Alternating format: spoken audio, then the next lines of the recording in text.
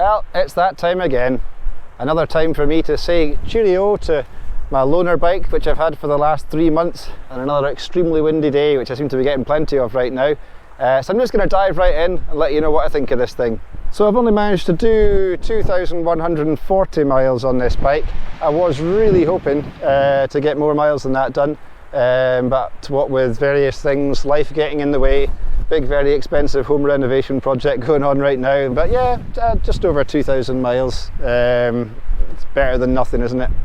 Now, anyone a bit more eagle-eyed might have noticed the tyres are changed. So we've now gone onto the Dunlop Road Smart 3s.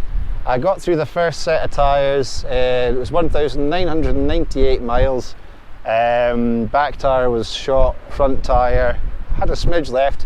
Now 2,000 miles, I know some of you are going to say that's rubbish, and some of you are going to think that's about right. It just depends on how you ride them. Personally, I thought the original tyres were absolutely fine for the way I ride. They never gave me any issues, wet or dry, and I did ride them a lot in the wet and thankfully quite a lot in the dry. I wasn't expecting that. Got quite a few dry days out on the bike, which is nice. These tyres though, I have in the past had the Road Smart 4s. I got given a set by Dunlop first and I thought they were excellent, to the point I bought a few more sets. They really improved the tip in on the bike. You could feel that the whole bike just wanted to kind of go into a corner a lot easier. That was mainly due to the profile on the front tyre. Now these Road Smart 3s, I'm not noticing that quite as much, to be honest with you, but they're still an excellent tyre, very grippy, and I've been caught out a few times in the wet. Even today it was absolutely bucketing down not that long ago, and they just give you that confidence. I know plenty of you out there, everyone goes for Pilot Roads 5, 6s, and it's one of those things, when you buy tyres, you're just going to ride a tyre that gives you confidence. Until a tyre gives you reason to change brands or change style, why would you? But I can certainly say if you want to try something a bit different, then they're worth a shot. Being the Road Smart 3s, when the 4s are out, you're going to get these much cheaper anyway. So if you do want to try something different, I can definitely recommend having a crack on those. Very impressive tyres. I'm still just as delighted with the brakes as I was when I first started. The feel on them is just lovely. As I said from the start, front and back, especially back, they do such a good job of stopping this bike. I've never had any issues. I honestly think the way this bike is sprung for the price is so impressive. It's a seriously good handling bike. If you don't believe me, please come and take one out. We've got a demonstrator sitting there. KYB suspension, front and back, and it just works so nicely. If you watched my last video, you'll know exactly how not to do camping, but also, more importantly, what I thought of the comfort on this bike.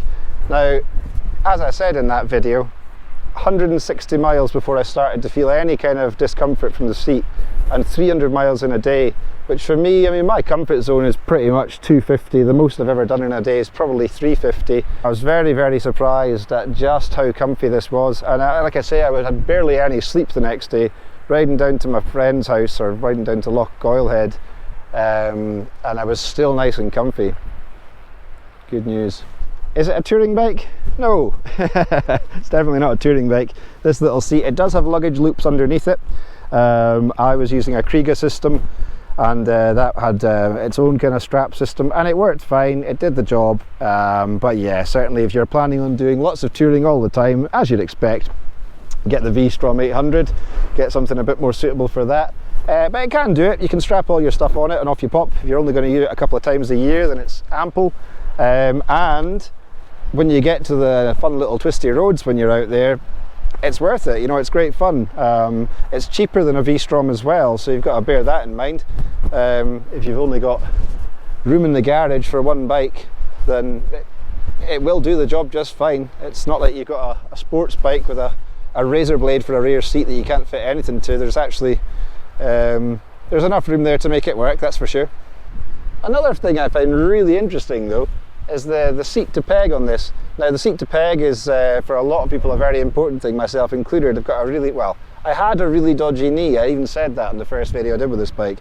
That knee's been causing me nothing but problems for a long time. After I did my ride up to Sana, my camping trip, it only occurred to me when I got home that my knee didn't feel sore, and then looking back on it, I wasn't barely having to stretch it as well. So I'm not saying that this bike should be recommended by medical professionals for knee issues, but I do. What I would change on the bike if it was mine, obviously that, nothing Suzuki can do about that. It's got to have a tail tidy and it's got to be a certain distance from the back wheel. So if you make a really short back end, you need a really long tail tidy. That's just how it works. Loads of options out there. I've seen some really cool things you can get, even little integrated tail lights you can get in there, which also can have integrated indicators, but you're not going to get through a UK MOT with that. The exhaust, I said from the start, you know, it's got a nice little fruity sound. I probably would change that if this was my bike, to be honest with you. I think it could do with being a bit louder, and it could easily go a bit louder without being antisocial. So I would change that. I'd like a little belly pan on it. I think it would look cool. A little seat cowl. You know, there's little cosmetic things I would do, but that's the whole joy of buying bikes, isn't it? You get to make it your own. Would I say there was any points where I wish this bike had a bit more power? Yeah, absolutely. But every time that happened, you look down and you're not doing the speed limit. I'm just being honest. So I think in terms of real world power, it's got everything you need, up to the kind of the legal limits, and then a bit beyond. It's still got plenty, and it's that torque. It's the way it can come out of a corner, and it just puts such a big smile on your face. Okay, so finally the $1 million question, or the currently 7495 while they're doing the deal until the 30th of September question. Would I buy this bike with my own money?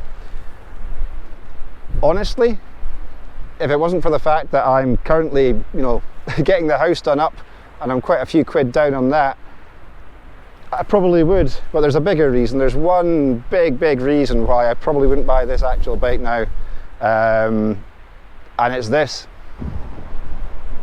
Look at that. Just look at that. Stunning.